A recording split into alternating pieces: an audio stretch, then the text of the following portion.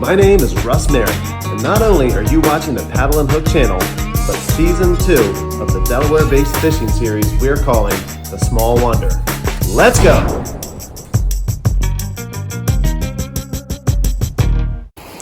Hey guys, it's Russ here. You're watching Paddle and Hook. Welcome back to another episode. In today's episode, my son Jackson and I are at Broadkill Beach, Delaware, just north of Lewis, hunting for some sharks.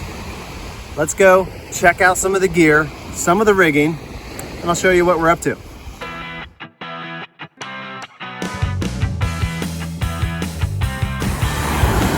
So, to handle some of the bigger sharks, I brought some conventional stand-up gear, kind of stuff you get big striper or tuna with, and we're going to be paddling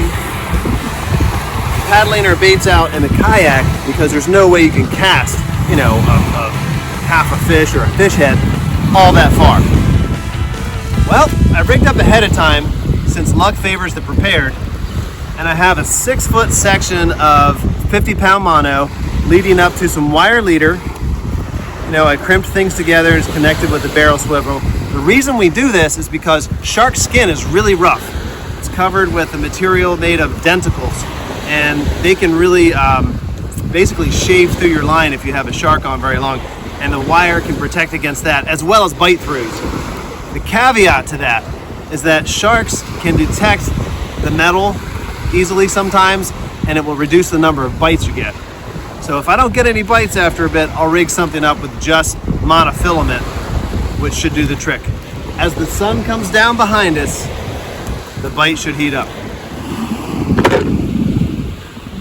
So you can't mess around with weight. If you really want this bait to stay put, it's so big it's going to float away.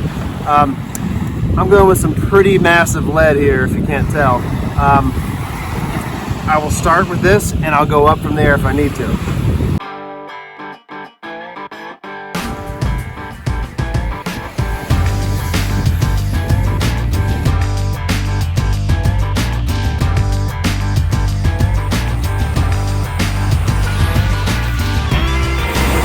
Out there, it should just be a waiting game now.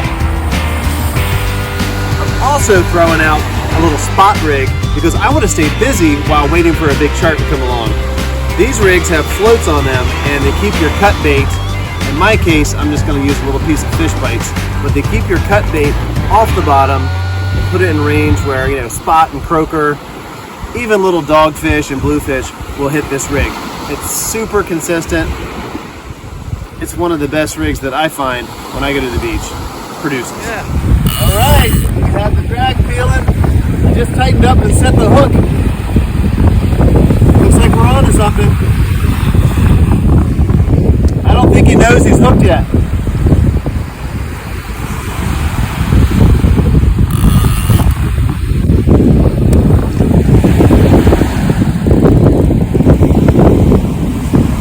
Oh yeah. I got some definite weight on here. Doesn't feel huge, but you never know. It might be a big ray at this point. You can never be too sure if it's a shark or not. I mean, there are some really big rays that come out here. All right, Jackson, are you ready for a turn, dude? Yeah. All right, hang on to this. I'll go get you a fighting belt. Doing okay, buddy? Yeah. All right. Good. You pop up, get a little tension on that, and then reel down. Is he taking drag? Oh, yeah, he took a little drag then.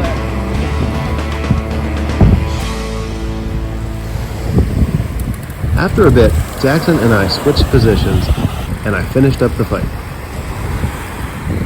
It's a big ray. I just saw it spin flapping. The fact that it's a ray makes sense that it didn't take off on a blistering run. Once a shark takes off on a run, you're not stopping it for a while.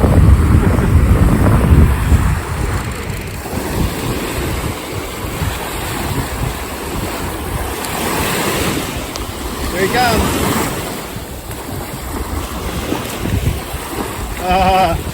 He's trying to say no.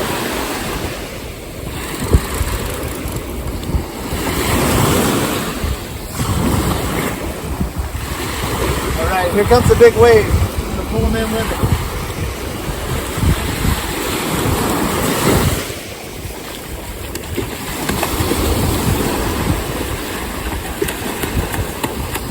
One more.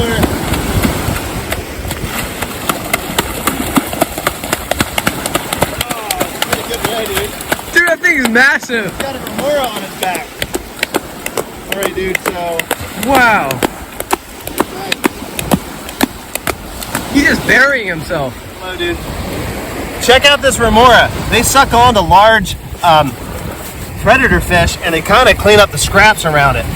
If you take the face or the head of this thing and you touch it up to something, it will suck on and it'll stick there. This is a new species for me. Let's see if we can get this guy to stick on to something real quick.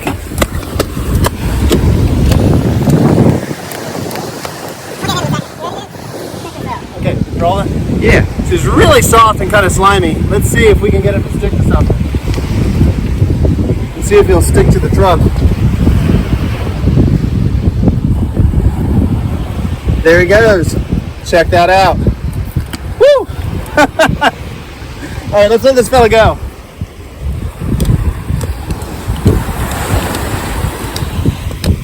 These guys can really kind of hunker down to the bottom and be pretty tough to reel in.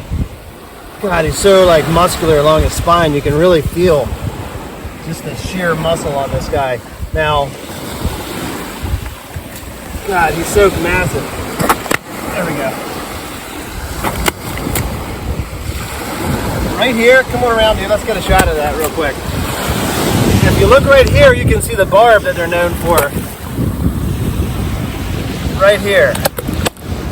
So you definitely don't want to get that. There we go. He's trying to get me. You definitely don't want to get that to puncture your skin. It's covered with like toxic bacteria, and that will definitely give you a painful day and a trip to the ER.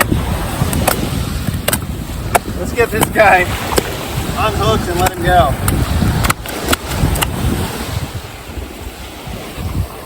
All right, check out that mouth down here. Obviously, man, he is geared up and built for eating stuff off the bottom. He is super ready to go.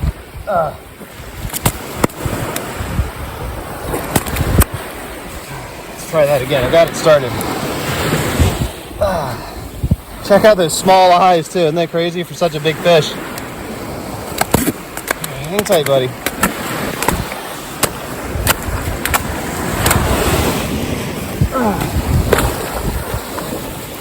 Wow. Oh, that broke the line at the last second there. Check out those crazy looking teeth, man.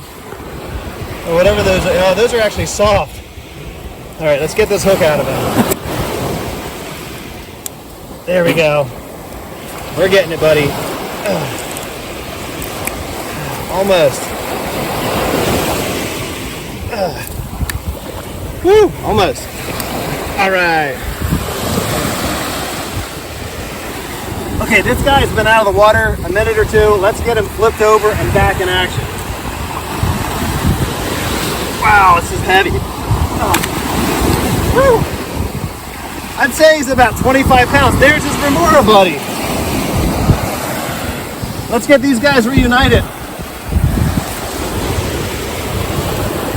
Oh, wow, look at that. It's like a match made in heaven. They're back together. I'm watching out for this barb. Let's take this fella out. And when the next wave comes in, yeah, like that. I'm thinking he's gonna just take himself out with a little help.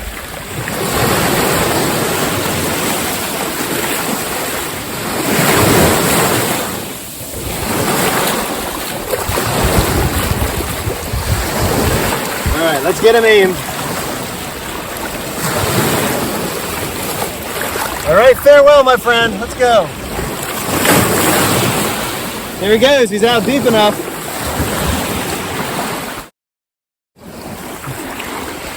That was a nice release.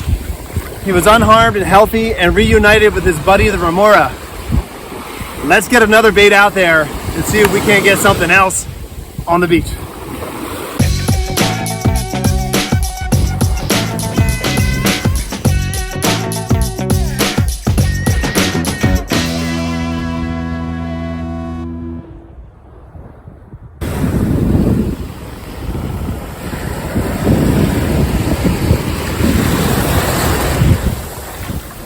These guys are everywhere out here in the Delaware Bay. They will definitely save the day on a slow day. So we got something on. I don't think it's massive, but it's decent. I got Jackson on here. Check him out. He's on one of his first big fish.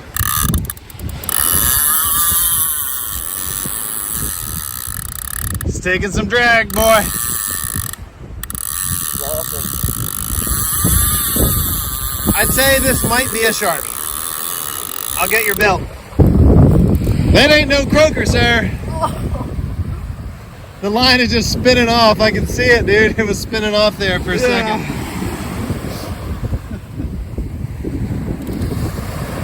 Oh, Jackson lost him. He's reeling in the line now behind me here. I can't wait to see what happened. I'm using 50-pound mono to tie the hook and the bait on, so I'm thinking he probably bit through it eventually. How was it? I'm sorry you lost him. It was pretty fun. My arms were pretty tired from, trying to hoist him in, but yeah. All right, I promise one of these days we're gonna get you a fish, a big one. Yeah. Sorry we lost him. Second time. Yeah, that's twice now he's lost a pretty good sized shark due to a bite through. That's what happened this time too. The line got bit through eventually. All right, what you got there, boy? Hey, another little shark. All right, Jackson's gonna do his own release. Huh.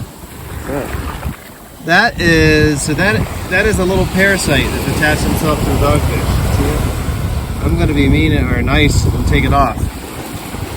Look at that thing. I feel it moving around. Ew. That is so interesting. It's like undulated in my hand. Yeah, it's like a little remora almost, but it's different.